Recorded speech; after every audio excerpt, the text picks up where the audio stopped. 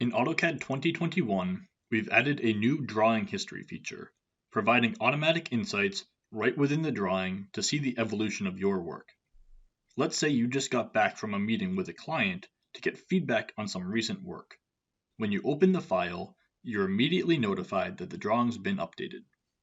You can enter a compare state to view the differences between the current version with the last one that you saved.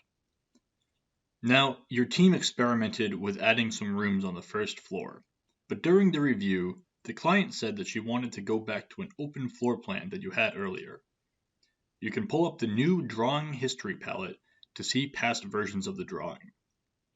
From this palette, you can filter previous versions by who saved them. You can also filter by when the drawing was saved. This looks like the right plan. From the History palette, you can choose to compare this past version with the current drawing. You'll see the open floor plan from the previous version represented in red. Let's turn off visibility for the previous version so you can select the new geometry and erase it. When you turn the previous version back on, it will show the open floor plan. You can use the import feature to bring this geometry into the current drawing.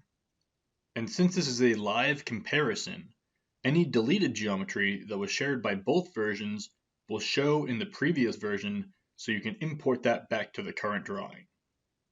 So now the open floor plan is restored. One benefit here is that the geometry that you import will automatically be added to the correct layer based on the layer from the previous version. Now, there were some recent changes that you wanted to keep in the drawing. We can see them here again, and you can leave them in place and exit the compare state with the best of both versions. What's best is that we did this without having to save or manage separate file versions.